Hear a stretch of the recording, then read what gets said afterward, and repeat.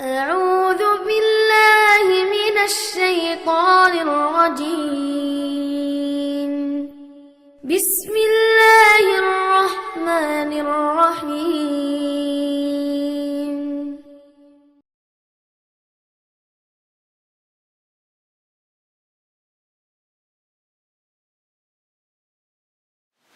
بسم الله الحمد لله والصلاة والسلام على رسول الله. إن الحمد لله نحمده ونستعينه ونستغفره ونستهديه ونعوذ بالله من شرور أنفسنا وسيئات أعمالنا. من يهده الله فهو المهتدي ومن يضلل فلن تجد له وليا مرشدا. وأشهد أن لا إله إلا الله وحده لا شريك له. وأشهد أن سيدنا وحبيبنا وعظيمنا محمد بن عبد الله خاتم الأنبياء والمرسلين. اللهم صل وسلم وبارك على محمد وعلى آل محمد كما صليت وسلمت وباركت على إبراهيم وعلى آل إبراهيم إنك حميد مجيد. وبعد إخواني أحييكم بتحية الإسلام وتحية الإسلام السلام عليكم ورحمة الله تعالى وبركاته. Mes chers frères, juste un petit rappel par rapport à ce que nous avons fait la semaine dernière. On a parlé de Adab al-Masjid, c'est-à-dire les règles élémentaires quand une personne musulmane doit venir à la mosquée, qu'est-ce qu'elle doit faire. Aujourd'hui, on va voir, Inch'Allah, quelques règles concernant Yawm al-Jumu'ah. ذكر أهل العلم savants disent que le prophète sallallahu alayhi wa sallam il lisait في فجر يوم الجمعة في فجر يوم الجمعة كان يقرأ سورة الإنسان وسورة السجدة. لكن هذا مستحب يعني de temps en temps le prophète sallallahu alayhi wa sallam il le faisait. Comme on dit, la sunna elle est graduelle. Sunna, il y a Raghiba où le prophète sallallahu alayhi wa sallam faisait de temps en temps, il laissait tomber de temps en temps. Et il y a le sunna mu'akkada où le prophète sallallahu alayhi wa sallam il la faisait tout le temps. Al-witr, le prophète sallallahu alayhi wa sallam le faisait tout le temps. Salat al-Eid, il n'a jamais délaissé Salat al-Eid, le prophète sallallahu alayhi wa sallam. Salat al-Duha, c'est les deux rak'at que tu peux faire à partir du lever du soleil, quand le soleil se lève bien, et jusqu'à Salat al-Dhuhr. Donc tu peux faire al-Qa'atayn, le prophète sallallahu alayhi wa sallam le faisait de temps en temps. Ok, هذه رهيبة. Ok. Alors, le Rasul sallallahu alayhi wa sallam, de temps en temps, même souvent, il faisait qu'il y a surat al-Sajda ou surat al-Insan في صلاة الصبح يوم الجمعة, c'est-à-dire la prière du matin, il faisait surat al-Sajda et surat al-Subh. Qu'est-ce que j'ai dit? Surat al-Subh, surat al-Insan, pardon, vous avez compris, vous avez corrigé de même. Parce que je pense à autre chose en même temps. Alors, ثانيا التبكير إلى الصلاة, c'est-à-dire venir à la prière tôt. التبكير إلى الصلاة. وهذا الشيء أيها الإخوة, regardez, dans 10 minutes, on va faire l'adhan, Inch'Allah, et regardez combien on est à la mosquée. التبكير إلى الصلاة, c'est quelque chose de très important, c'est-à-dire venir tôt à la mosquée. Pour venir tôt à la mosquée, les frères, première chose, c'est dormir tôt aussi. C'est-à-dire, quand je sais que j'ai un rendez-vous important avec Allah subhanahu wa ta'ala le lendemain, ben je me prépare pour ce rendez-vous. Et l'insan yaqis. L'insan yaqis, il mesure sur ce qui se passe dans la vie. Okay? Il y a un frère qui m'a raconté qu'en ce moment au consulat ils refont les passeports. Les gens, il y en a qui dorment là-bas. À 3h du matin, ils viennent. Vous savez pourquoi? À 3h du matin, il vient pour refaire son passeport. Vous savez pourquoi? Parce qu'il sera cher en janvier. Donc aujourd'hui, c'est 20 € et en janvier, je ne sais pas c'est combien? 60 ou 80, je ne sais pas. Ok? Donc pour 40 €, à 3h du matin, il est devant le consulat. Allah subhanahu wa ta'ala, il te dit,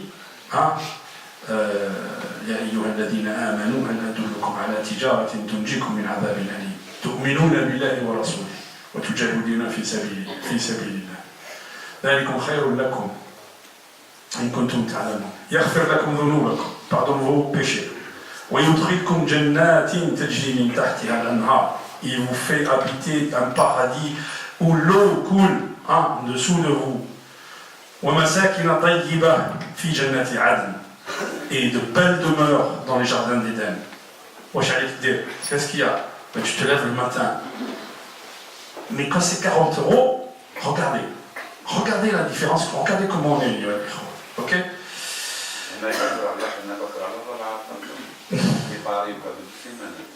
Ah bon? Allahu Akbar. Alors le Hajj me dit à Paris, il reste pendant une semaine devant le consulat. Non, bon. Ok, bon. on ferme le parenthèse. Alors, Rasul sallallahu alayhi wa sallam dit: إذا كان يوم الجمعة كان على كل باب من أبواب المسجد ملائكة يكتبون الأول في الأول.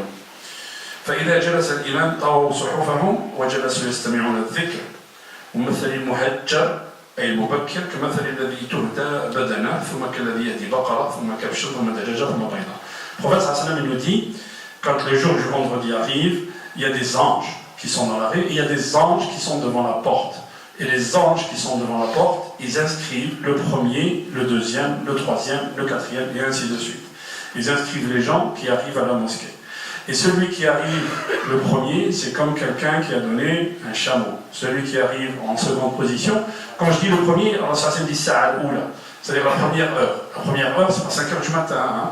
La première heure, tu peux compter l'heure ici à peu près un quart d'heure. Disons que là, on fait le khutbah 1h, 1h10. Donc, quelqu'un qui vient à midi ou quelqu'un qui vient à midi moins quart. Donc, celui qui vient à midi moins quart, c'est comme il a quelqu'un qui a donné un chameau. À midi, c'est comme il a donné une vache. À midi 15, c'est comme il a donné un mouton. Ensuite, c'est comme il a donné une poule. Ensuite, c'est comme quelqu'un qui a donné un œuf. Donc, regardez la différence entre celui qui vient tôt et celui qui vient plus tard. Ok?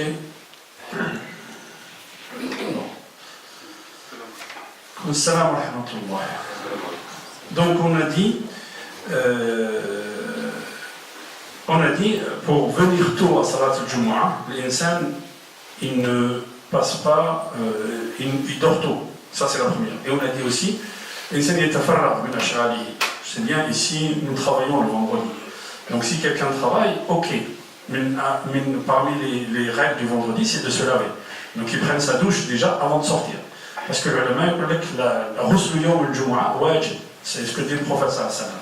Donc il faut se laver le vendredi. Vous voyez, hein, il faut se laver le vendredi. Il faut se laver pour le dos. Pendant l'acquisition en Espagne, vous savez comment on reconnaissait un musulman d'un non-musulman? Les oreilles étaient propres. Voilà, on regardait leurs oreilles. Celui qui avait les oreilles propres, c'était un musulman. Il se lavait. Vous voyez, tu te laves 5 fois par jour et tu te laves le vendredi. Et le roi Soleil, machallah, il s'est lavé 3 fois dans sa vie. Ok? Alors, ensuite, c'est-à-dire que depuis le premier jour, depuis le premier temps, l'insan il se met en condition pour aller faire le Jumu'ah. Ensuite, استعظم الأجر استشعار عظيم الأجر والمثوبة والحرص على جزيل الفضل وكثرة العطايا من الله عز وجل. C'est-à-dire que on doit se concentrer sur ce que ça va t'apporter tout ça. Cette humilité et ce fait que tu vas tôt à la mosquée, que tu lises le Coran le Jumu'ah, que tu sois prêt pour le Jumu'ah, tout ça, Allah subhanahu wa ta'ala te donne des récompenses. Troisième chose, الإكثار من الصلاة على النبي قال عليه الصلاة والسلام من أفضل أيامكم يوم الجمعة. Donc il faut augmenter ou multiplier les prières sur le prophète sallallahu alayhi wa sallam. Le prophète il dit إن من أفضل أيامكم يوم الجمعة. Le meilleur de vos jours c'est le vendredi. فيه خلق آدم. Donc le vendredi Allah subhanahu wa ta'ala a créé Adam. وفيه قبض. Et il a été rappelé à Dieu le jour du vendredi.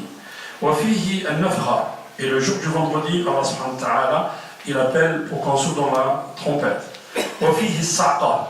Et le jour du vendredi, tout le monde meurt. ففي يوم القيامة. فأكثروا علي من الصلاة فيه. Multipliez les invocations, multipliez les prières sur le prophète sallallahu alayhi wa sallam. فإن صلاتكم معروضة علي وأن الله حرم على الأرض أن تأكل أجساد الأنبياء. Quand vous faites la prière sur Allah, sur le prophète sallallahu alayhi wa sallam, quand vous faites la prière sur le prophète sallallahu alayhi wa sallam, le prophète il reçoit nos prières. Et le prophète il finit le hadith en disant Allah subhanahu wa ta'ala a interdit à la terre de manger le corps des prophètes. Donc le corps du prophète il reste intact. رابعا الاغتسال يوم الجمعة. On vient de le dire, إذا جاء أحدكم الجمعة فليغتسل. Donc le Jumu'ah, c'est bien que l'insan il fasse les grandes ablutions. خامسا التطيب والسواك ولبس أحسن الثياب. Se parfumer, se brosser les dents. Et puis, voilà, se parfumer, se brosser les dents, ou le siwak. Siwak, c'est excellent parce que non seulement tu te brosses les dents, mais en même temps, tu fais la sunna du prophète sallallahu alayhi wa sallam. Et puis, mettre ses plus beaux habits. Quand on va à un mariage, quand on va à une fête, on met ses plus beaux habits. Hein? Quand on va à une fête, on met ses plus beaux habits. Là, c'est Eid al-Muslimin, c'est la fête des musulmans, le Jumu'ah. Donc, l'insan, il faut qu'il mette ses plus beaux habits. Il ne faut pas être, je dirais, indulgent avec ses sunan, parce que c'est quelque chose d'important.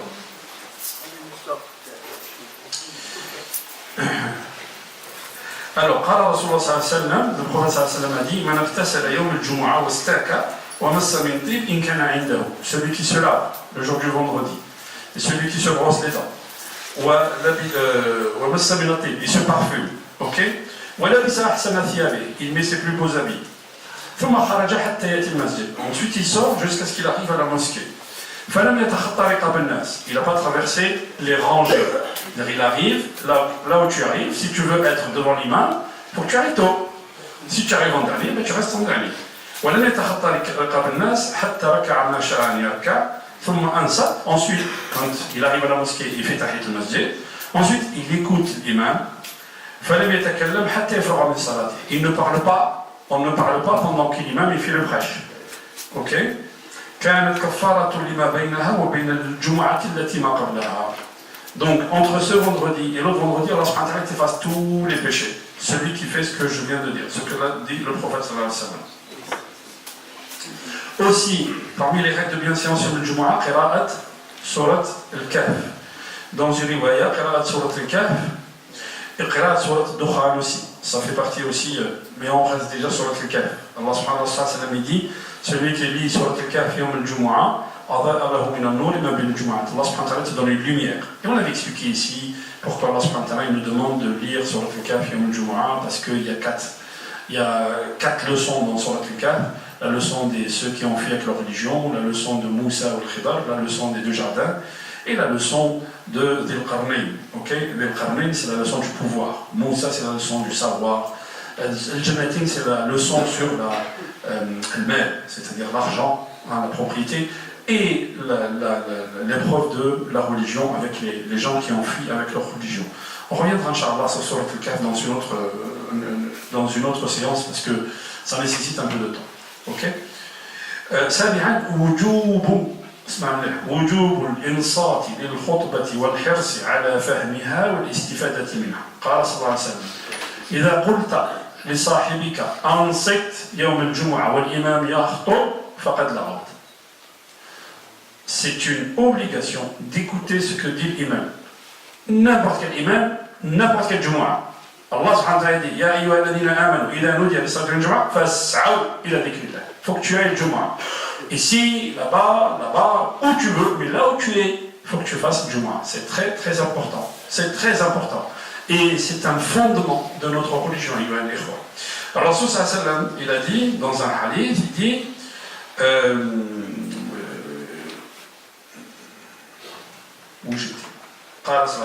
voilà. Si tu dis à ton voisin, quelqu'un qui est à côté de toi, tu lui dis écoute, c'est tout ce que tu lui dis, écoute l'imam, ok? Faqad laghaut, tu as parlé et tu as dit une futilité. Et celui qui dit une futilité pendant le Jumu'ah, la Jumu'ah il annule sa Jumu'ah. Il ne faut pas parler quand l'imam il est sur le minbar, les frères, ok? Ça c'est une règle de bienséance qui est élémentaire et qui est importante. Huitièmement, al-hadr min takhatti al-riqab wa ida al-musallin. Donc quelqu'un qui rentre, il ne doit pas traverser les rangées pour venir ici. Non. Ok? قال النبي صلى الله عليه وسلم لرجل تخطى رقاب الناس يوم الجمعة وهو يخطب اجلس فقد آذيت وآنيت وهذا لا يفعله غالبا إلا المتأخر. Donc celui qui arrive en retard, il ne doit pas traverser les rangées pour qu'il arrive devant l'imam. Non. Là où il rentre, il s'assoit, il fait sa prière. Ok? Parce qu'un jour, le prophète sallallahu alayhi wa sallam, il faisait le khutbah, il y a quelqu'un qui rentre et puis il commence à traverser les rangées. Alors ça se dit, assis-toi parce que tu as dérangé les gens. Ok? Alors, ça c'est une sunna qu'on oublie souvent, je vous la rappelle, celui qui peut la faire, tant mieux, celui qui ne peut pas, c'est pas grave, mais je vous rappelle la sunna. Le prophète sallallahu alayhi wa sallam, il dit, dans ta salat, généralement on fait 4 rak'at fil masjid, celui qui peut, ou bien 2 à la maison. Ok? Pour remplir l'ajr. Et dernière chose, c'est quoi? Donc le jour du vendredi, il y a une heure où Allah subhanahu wa ta'ala exauce le dua. elle n'a pas été définie. Il y en a qui disent quand l'imam entre à la fin du prêche. Il y en a qui disent c'est après Salat al-Asr. Il y en a qui disent c'est le matin après Salat al-Fajr. Ok. Toi, tu fais dua après Salat al-Fajr, tu fais dua avec l'imam, tu écoutes l'imam et tu fais dua. Tu fais dua après le Jumu'ah, tu fais dua après Salat, je dirais, après la prière, et tu fais dua après Salat al-Asr. Donc fais dua. C'est dua, Allah subhanahu wa ta'ala, il aime quand tu lui demandes. Parce que tu montres ta pauvreté. L'insan, il montre qu'il a besoin d'Allah subhanahu wa ta'ala. أيها الناس أنتم الفقراء إلى الله الله هو الغني إن يشاء يذهبكم ويأتي بخلق جديد. Donc c'est nous qui avons besoin d'Allah subhanahu wa ta'ala. Alors, je finis, j'ai fini, je fais juste une petite remarque.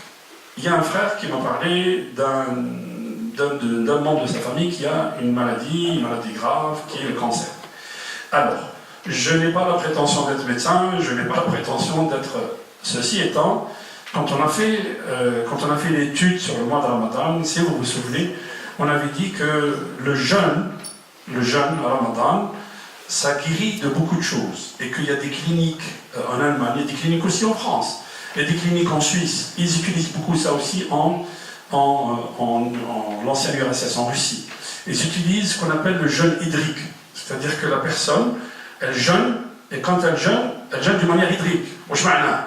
C'est-à-dire qu'elle boit beaucoup le soir, elle mange une soupe le soir et elle boit. Elle vide son corps, carrément. Mais elle boit beaucoup le soir.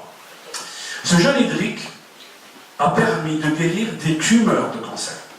Et celui qui me donne toutes mes paroles, enfin, je vous renvoie à l'étude qui a été faite par un grand cancérologue français, qui est le docteur Germaise, et qui est décédé il n'y a pas longtemps, et qui parle de la multiplication des cellules.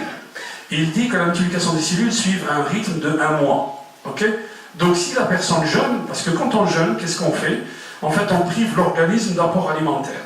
Et quand vous privez l'organisme d'apport alimentaire, l'organisme il va essayer de se nourrir. Il se nourrit comment? La première chose qu'il va chercher, ce sont les tissus malades, les tissus qui sont les tumeurs, par exemple. Et il y a des gens, et pas qu'un seul cas, des gens qui ont guéri des tumeurs par le jeûne. Il y a des gens qui ont guéri la tension artérielle par le jeûne. Il y a des gens qui ont guéri des ulcères, les fameux reflux gastriques qui sont très acides.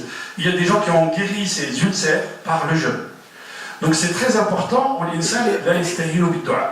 donc, l'insan il jeûne, parce que Allah nous a conseillé de jeûner, l'insan il demande à Allah subhanahu wa ta'ala de lever la maladie sur lui.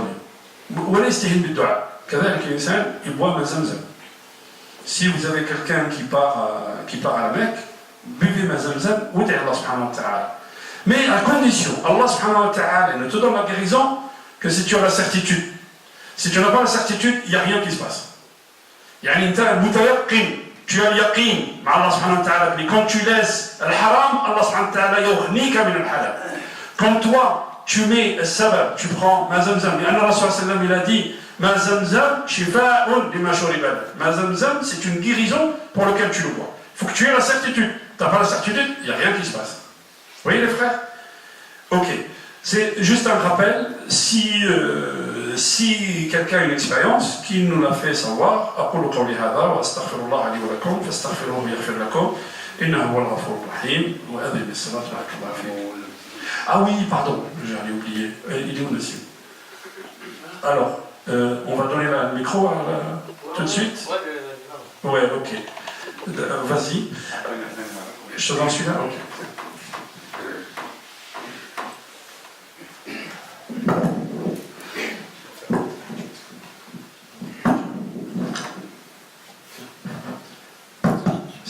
Alors, il y a une sœur qui veut déclarer son islam avec nous. Donc là, je m'adresse à elle. Vous n'avez rien à faire, il faut juste répéter après moi.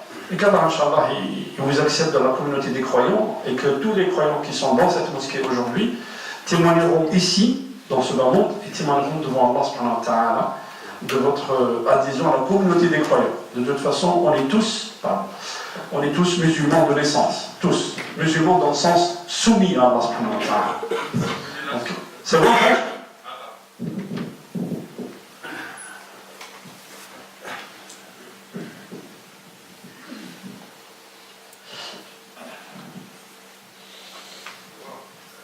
Bismillah. Vous m'entendez? Oui. D'accord. Alors, vous répétez juste après moi. Vous dites Ashhadu أشهد anna أن la ilaha لا إله illa إلا Allah الله wa ashhadu وأشهد anna أن Muhammadan محمدا Rasul رسول Allah. الله. Allahu Akbar. Allahu Akbar. Allahu Akbar.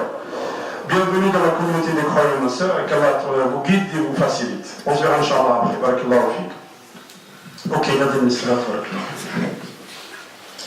إن الحمد لله نحمده ونستعينه ونستغفره ونستهديه ونعوذ بالله من شرور أنفسنا وسيئات أعمالنا من يهده الله فهو المهتدي ومن يضلل فلن تجد له وليا مرشدا وأشهد أن لا إله إلا الله وحده لا شريك له وأشهد أن سيدنا وحبيبنا وعظيمنا محمد بن عبد الله خاتم الأنبياء والمرسلين اللهم صل وسلم وبارك على محمد وعلى آل محمد كما صليت وسلمت وباركت على إبراهيم وعلى آل إبراهيم إنك حميد مجيد أما بعد أيها الإخوة الكرام يقول الله سبحانه وتعالى في محكم تنزيله وقال الذين كفروا لا تسمعوا لهذا القرآن والغوا فيه لعلكم تغلبون.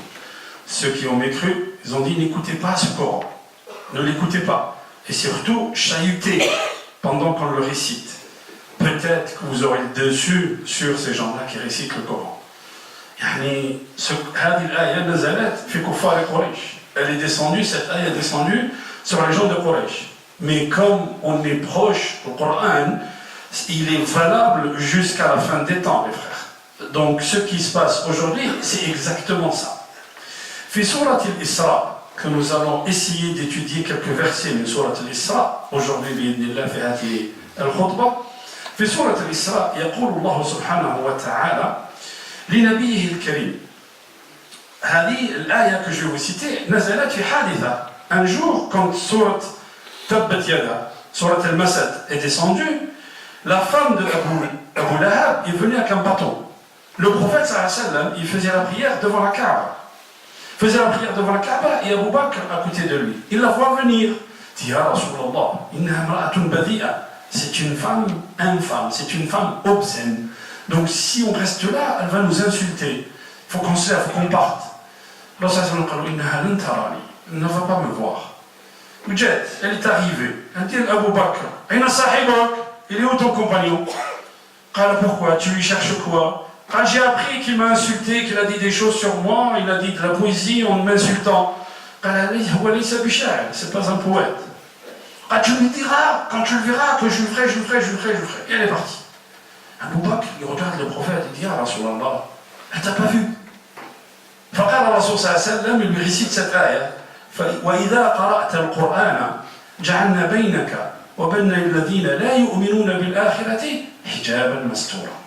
Quand tu lis le Coran, Allah subhanahu wa ta'ala, il met entre toi et ceux qui ne croient pas بالآخرة, au jugement dernier, Allah subhanahu wa ta'ala, il met un hijab, il met un voile mastour. Il a dit hijab, mastour. Yani le hijab, ils ne le verront pas eux. Mais Allah subhanahu wa ta'ala, il met un voile, ils ne le verront pas. لو كنت عبدا لله Allah subhanahu wa ta'ala yansuruk. Si tu es un ennemi, Allah subhanahu wa ta'ala yansuruk. اسمع, écoutez أيها الإخوة ce que dit Allah subhanahu wa ta'ala في بداية سورة الإسراء. على فكرة أن سورة الإسراء في تبدأ هي السورة 17 et qui commence après la sourate 16 qui est sourate al-Nahl. في سورة النحل الله سبحانه وتعالى يقول يدي واصبر وما صبرك إلا بالله ولا تحزن عليهم ولا تك في ضيق مما يمكرون إن الله مع الذين تقوا والذين هم محسنون ولا تحزن عليهم. Ne sois pas affligé et puis ne sois pas, comment dire, n'aie pas le cœur serré par rapport à toutes les comment dire, les complots qu'ils font. ولا تحزن عليهم ولا تك في ضيق مما يمكرون. Certes, Allah subhanahu wa ta'ala, il est avec ceux qui le craignent. C'est quoi l'ihsan? L'ihsan, c'est le troisième degré, c'est le plus haut degré de l'iman. Que tu adores Dieu comme si tu le voyais. Parce que si toi tu ne le vois pas, lui il te voit. Alors l'ihsan. À chaque fois que tu entames quelque chose, que tu veuilles faire quelque chose, tu sais qu'Allah subhanahu wa ta'ala, il te regarde. Al-ihsan, man huwa akbar al-muhsinin, huwa Rasulullah sallallahu alayhi wa sallam. Le plus grand des bienfaisants, c'est qui? C'est le prophète sallallahu alayhi wa sallam. Et bien Allah subhanahu wa ta'ala, il va être avec lui, pas seulement comme il peut être avec nous, c'est-à-dire il va nous aider dans nos affaires, il est avec nous là où on est. Non, pas seulement ça, il l'a élevé au 7e ciel. قال سبحان الذي أسرى بعبده ليلا من المسجد الحرام إلى المسجد الأقصى الذي باركنا حوله لنريه من آياتنا إنه هو السميع البصير. Allah subhanahu wa ta'ala, gloire à celui qui a transporté, qui? Son serviteur, Abdahu. Il l'a transporté de Masjid al-Haram, c'est-à-dire de la Mecque, il a le Masjid al-Aqsa. Masjid al-Aqsa qui est Jérusalem. On reviendra. Allah subhanahu wa ta'ala lui a fait voir, il lui a levé le voile, le prophète sallallahu alayhi wa sallam, il lui a fait voir certaines choses qui vont se passer dans sa communauté.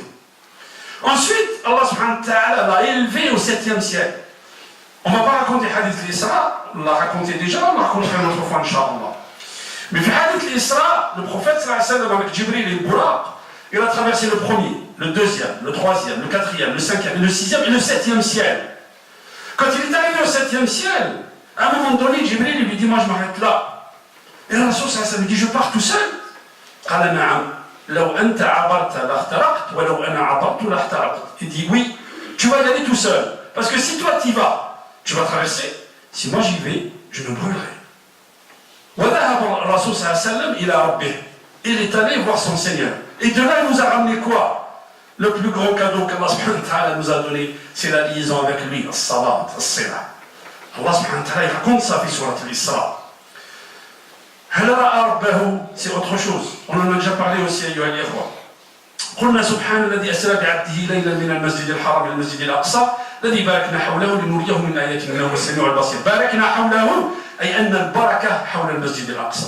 حتى أن من المفسرين من يقول أن الصليبيين لما أتوا إلى المسجد الأقصى أخذوا بركات من المسجد الأقصى. Les croisés, quand ils sont arrivés à Masjid al-Aqsa, à Jérusalem, ils ont pris barakat dans le Masjid al-Aqsa. Les hôpitaux, ça vient de là. Le savon, ça vient de là. Les épées, ça vient de là. Beaucoup de choses, ça vient de là. Ça vient des croisades, ça vient des croisés. Quand les croisés sont allés en Orient, ils ont vu que les malades, on les mettait dans des hôpitaux, on les soignait à part, et on a ramené cette idée en Europe. ذرية من حملنا مع نوح وآتينا موسى الكتاب وجعلناه هدى لبني إسرائيل. Nous avons donné le livre à Moïse et on a fait une guidance, une guidée pour les enfants d'Israël. لا تتخذوا من دوني وكيلا. Ne prenez pas un wakil autre que moi. C'est qui le wakil? Le wakil, avec les mots d'aujourd'hui, si tu as un problème, tu vas voir un avocat qui va défendre tes droits. Celui qui est plus à même de connaître tes droits que toi-même. Il va te défendre. Il va te protéger. El wakil, c'est celui qui va te protéger. Allah subhanahu wa ta'ala dit, Bani Israël, ne prenez pas un protecteur autre que moi. Aujourd'hui, Bani Israël, wakiluhum, chez Allah subhanahu wa ta'ala, les États-Unis et l'Europe.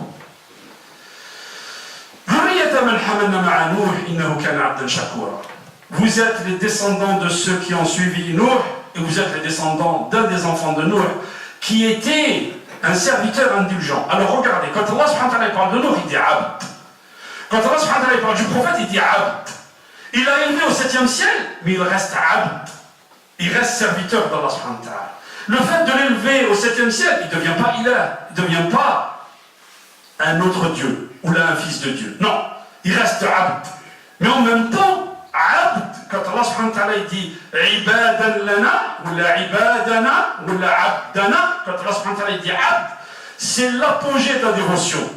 C'est l'apogée, c'est le plus haut degré de la dévotion que puisse avoir un être humain. Yani, pour que tu te sentes, toi, Abd, il te faut un travail sur toi, un travail de cheminement, de rapprochement vers Allah subhanahu wa ta'ala. Ensuite, Allah subhanahu wa ta'ala, écoutez cette prédiction. Il dit وَقَضَيْنَا إِلَى بَنِي إِسْرَائِيلَ فِي الْكِتَابِ لَتُفْسِدُنَّ فِي الْأَرْضِ مَرَّتَيْنِ. Nous avons décrété aux enfants d'Israël dans le livre que vous allez semer la corruption sur terre 2 fois. وَلَتَعْلُنَّ عُلُوًّا كَبِيرًا. La traduction est que vous allez être des tyrans sur terre. تعلن علوا كبيرا فإذا جاء وعد أولاهما بعثنا عليكم عبادا لنا أولي بأس شديد فجاسوا خلال الديار وكان وعدا مفعولا ثم رددنا لكم الكرة عليهم وأمددناكم بأموال وبنين وجعلناكم أكثر نفيرا إن أحسنتم لأنفسكم وإن أسأتم فلها ولا تزر استغفر الله فإذا جاء وعد الآخرة ليسوء وجوهكم وليدخلوا المسجد كما دخلوه أول مرة وليتبروا ما علوا تتبيرا عسى ربكم أن يرحمكم وإن عدتم عدنا وجعلنا جهنم للكافرين حصيرا. Allah subhanahu wa ta'ala, il nous donne deux prédictions. Banu Israël, ils vont semer la corruption sur terre. Ils vont être des tyrans sur terre. Par deux fois. Par deux fois, Allah subhanahu wa ta'ala va leur envoyer quelqu'un qui va les maîtriser. Alors, اختلف المفسرون sur ça. Il y a une divergence extraordinaire quand vous lisez Tafsir. Parmi les mufassirin, il y en a qui ont dit que ces deux périodes sont passées.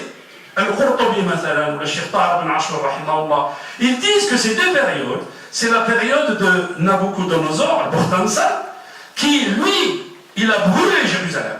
Il a chassé Banu Israël, il les a fait sortir. En 588, avant Jésus-Christ. Il les a sortis. Et la deuxième fois, donc après, quand les Perses ont pris le dessus sur Nabucodonosor, ils sont revenus à Jérusalem. Et en 70 après Isa, en 70 après Jésus, Titus, le roi romain, l'empereur romain, pardon, il a brûlé Jérusalem. Non seulement il l'a brûlé, mais il a fait faire à un de ses généraux, il a jeté des tonnes de sel sur Jérusalem. Et il les a sortis de Jérusalem de nouveau. Écoutez bien. Ça, c'est une première version. Mais il y a de nouvelles versions, et des versions de gens qui sont contemporains, des savants musulmans contemporains, qui vous disent non. Quand vous lisez l'histoire de Banu Israël, jamais ils n'ont atteint l'apogée de la corruption dans le monde comme il est aujourd'hui. Jamais. Et vous disent, la première prédiction, c'est à l'époque de Omar ibn al-Khattab. Pourquoi? Parce qu'à l'époque de Omar ibn al-Khattab, ba'athna alaykum ibadan lana. Nous vous avons envoyé ibad, c'est-à-dire des gens qui sont voués, ils sont dans la division d'Allah subhanahu wa ta'ala. Fajasu khilal ad-diyar. Jasu khilal ad-diyar, ça veut dire qu'il n'y a pas eu de combat. Ils sont rentrés dans les maisons, mais il n'y a pas eu de combat. Et à l'époque de Omar, Abu Ubaïda, combien de fois on a raconté cette histoire? Abu Ubaïda, il contourne Damas, il discute avec les gens de Damas, et les gens de Damas capitulent. Il contourne Damas, il descend vers Jérusalem. À l'époque, Jérusalem était byzantine. Les Byzantins lui disent, on te donne les clés de la ville, mais pas toi, parce que la description de l'homme, c'est pas toi. Abu Ubaïda ibn Jarrah, il écrit à Omar ibn Khattab. Omar ibn Khattab, il vient de Médine. Écoutez bien, il vient de Médine, sur un cheval, avec un serviteur à lui. Un moment, il monte lui, ensuite il descend. Son serviteur, il monte, ensuite il descend. Et à un moment, il laisse le cheval marcher tout seul. Ils arrivent aux portes de Jérusalem, devant une rivière. Omar, il enlève ses sandales pour traverser la rivière. Il met ses sandales ici. Abu Ubaïda lui dit, Amir al-Mu'minin, commandeur des croyances, ce sont des gens civilisés, c'est des Byzantins, tout ça. Ça ne se fait pas que tu traverses comme ça la rivière, que tu arrives toi en marchant et ton serviteur sur le cheval. Il lui dit, si quelqu'un d'autre l'avait dit, je l'aurais frappé.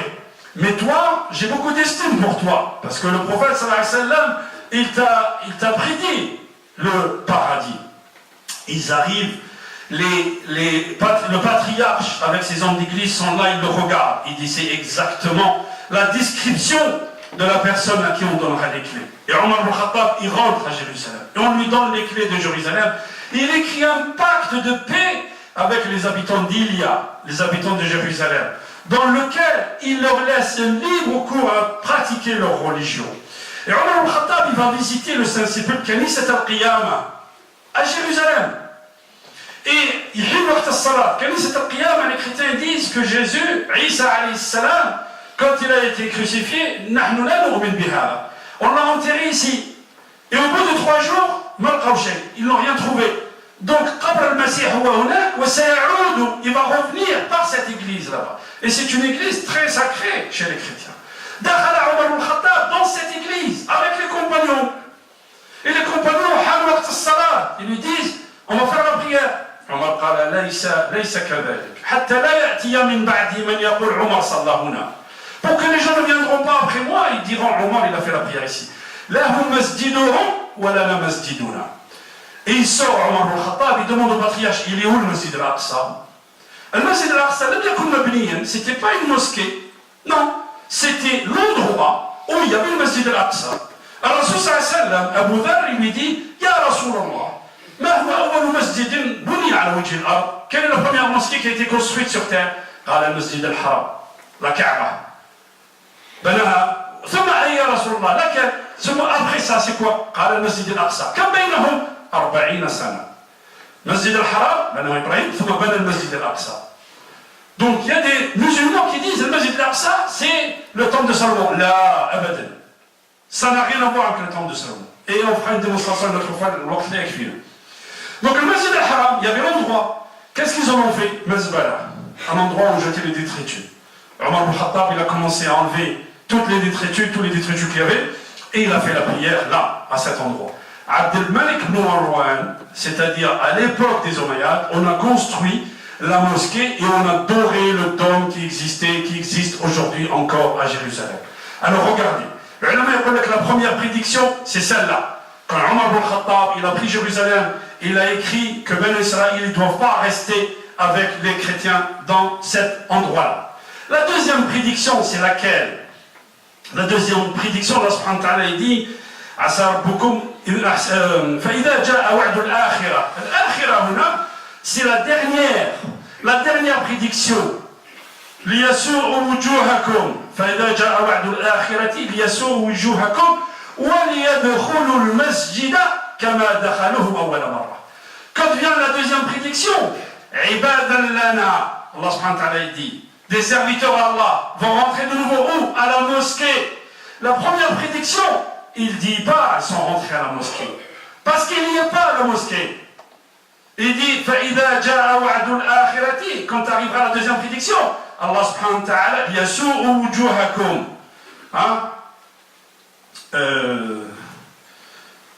ليسوء وجوهكم استغفر الله وليدخلوا المسجد كما دخلوه أول مرة وليتبروا ما علوا تتبيرا. في الآية الله سبحانه وتعالى يقول ثم رددنا لكم الكرة. Après Omar, on vous a donné une deuxième chance. وأمددناكم بأموال وبنين وجعلناكم أكثر نفيرا. On vous a donné des enfants et amwal et beaucoup d'argent. Vous êtes beaucoup plus puissants. L'argent qui arrive, qui se dessert aujourd'hui, qui arrive à Israël, vous ne pouvez pas le compter. Ça arrive de partout. Des États-Unis, d'Allemagne. Vous savez que l'Allemagne, elle paye ce qu'on appelle une demande de guerre à Israël aujourd'hui. D'Afrique du Sud, partout du monde entier. En 1981, 37 000 Juifs descendent en une seule journée en Israël.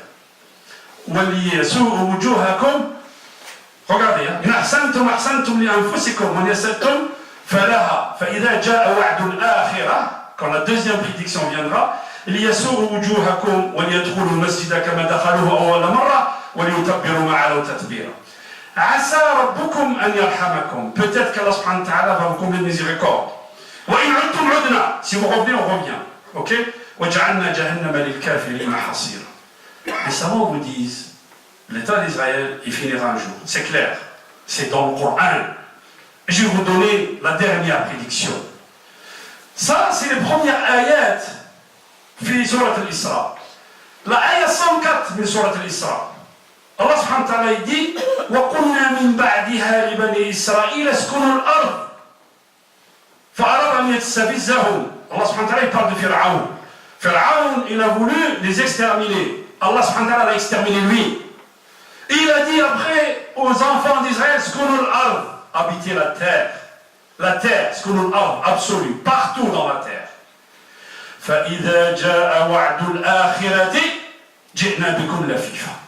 Et quand vient la deuxième prédiction, nous allons vous ramener en foule. Où ça? Dans le même pays. Ajib. Des rabbins vous disent que la création de l'État va faciliter la destruction de tous les juifs dans le monde. Ajib. Ji'na bikum lafifa. Des fois, vous voyez des complots, yo al-ikhwa. Ce que vous ne savez pas, c'est que les gens qui font des complots, ils sont en train de faire les plans d'Allah subhanahu wa ta'ala. Vous pensez que tout ce qui se passe comme tuerie, division, kharab, destruction des pays, l'Irak, la Syrie, l'Égypte, Allah subhanahu wa ta'ala dit فَإِذَا جَاءَ وَعْدُ الْآخِرَةِ جِئْنَا بِكُمْ لَفِيفًا. Mais regardez le plus beau, les premières prédictions au début, fait surat al-Isra, Allah subhanahu wa ta'ala quand il dit فَإِذَا أَحْسَنْتُمْ أَحْسَنْتُمْ ليدخلوا المسجد كما دخلوه أول مرة وليتبروا ما علوا تتبيرا.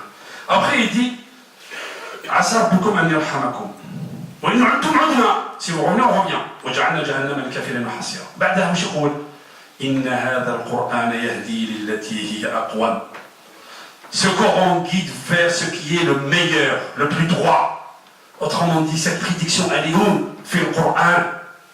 L'ayah 104 fait surat al-Isra. Ji'na bikum lafifa.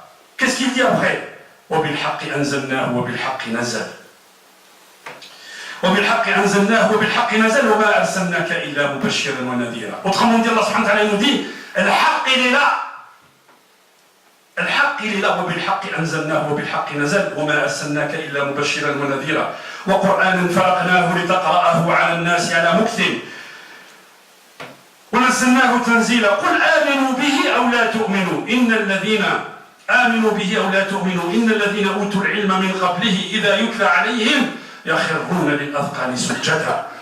Croyez ou vous ne croyez pas, Allah subhanahu wa ta'ala nous dit c'est la vérité. Ceux qui ont eu la science avant vous, quand ils écoutent ces paroles, ils tombent sur leur menton, ils tombent se prosternant devant Allah subhanahu wa ta'ala. يخرون للأذقان سجدا ويقولون سبحان ربنا إن كان وعد ربنا لمفعولا ويخرون للأذقان يبكون ويزيدهم خشوعا. اللهم زدنا خشوعا.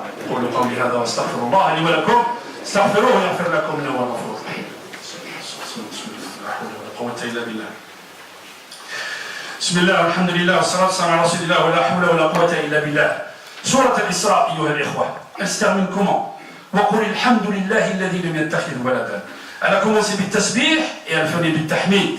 Elle commence par la gloire et elle finit par le remerciement. سورة الكهف elle commence بالحمد. الحمد لله الذي أنزل على عبده الكتاب. وكأنه لما يقول الرسول صلى الله عليه وسلم وقل الحمد لله في سورة الكهف نقول الحمد لله رب العالمين. الحمد لله الذي أنزل عليك الكتاب ولم يجعل له عوجا. Dernière question. Beaucoup de gens nous disent ouais mais avec tout ce qu'on voit, c'est pas possible. On voit l'état de la communauté, l'état de la Oumma déchiré, complètement à l'ouest. Ok? Et ces gens-là, ils ont l'aval de tout le monde, ils ont tout le monde qui les aide, tout le monde qui leur donne de l'argent, tout le monde qui leur donne des... les médias, ok. As-Sahaba, les compagnons, quand le Rasul sallallahu alayhi wa sallam les a envoyés à Khaybar, ils ont fait le siège de Khaybar. Et quand ils ont fait le siège de Khaybar, ils ont dit, mais jamais on arrivera à bout de ces gens-là. Pourquoi? Parce que ces gens-là, ils étaient dans une forteresse. Non seulement ils étaient dans une forteresse, mais en plus, ils étaient autosuffisants. À l'intérieur, ils avaient tout. Ils avaient l'eau, ils avaient des jardins, ils avaient leur agriculture, ils étaient autosuffisants. Donc jamais on les prendra. هو الذي أخرج الذين كفروا من أهل الكتاب من ديارهم لأول حشر ما ظننتم أن يخرجوا وظنوا أنهم مانعتهم حصونهم. Vous ne croyez pas, vous ne croyez pas qu'ils sortiraient. Et eux, je pensais que leur forteresse allait les protéger. فآتاهم الله من حيث لم يحتسبوا. Et Dieu leur est venu par où? Par là où ils ne s'attendaient pas. Comment? قذف في قلوبهم الرعب. Il a jeté l'effroi dans leur cœur. اللهم اجعلنا من المتقين، اجعلنا من التوابين، اجعلنا من المتطهرين. اللهم اهدنا فيمن هديت، وعافنا فيمن عافيت، تولنا فيمن توليت، وبارك لنا فيما اعطيت، وقنا شر ما قضيت، انك تقضي ولا يقضى عليك، انه لا يذل من وليت ولا يعز من عاديت، تباركت ربنا وتعاليت يا ذا الجلال والاكرام. اللهم اقسم لنا من خشيتك ما تحول به بيننا وبين معصيتك، ومن الطاعات ما تبلغنا به جنتك، ومن اليقين ما تهون به علينا مصائب الدنيا، ومتعنا اللهم بأسماعنا وأبصارنا وأبداننا أبدا ما أحييتنا، واجعله الوارث منا، واجعل ثأرنا على من ظلمنا وانصرنا على من عادانا، ولا تجعل الدنيا أكبر همنا ولا مبلغ علمنا، واجعل الحياة زيادة لنا في كل خير، واجعل الموت راحة لنا من كل شر. اللهم اهدنا فيمن هديت وعافنا فيمن عافيت ولنا فيمن توليت. اللهم ارفع الضر عن إخواننا في العراق وفي أفغانستان وفي سوريا وفي فلسطين وفي مصر وفي كل بقاع الأرض يا رب العالمين. اللهم من أراد بهذا الدين الشر فصب الشر على رأسه، اللهم من أراد بالإسلام والمسلمين خيرا فسقه إلى كل خير. عباد الله، إن الله يأمر بالعدل والإحسان وإيتاء ذي القربى وينهى عن الفحشاء والمنكر والبغي يعظكم لعلكم تذكرون، ولذكر الله أكبر والله يعلم ما تصنعون. وقوموا إلى صلاتكم بارك الله فيكم.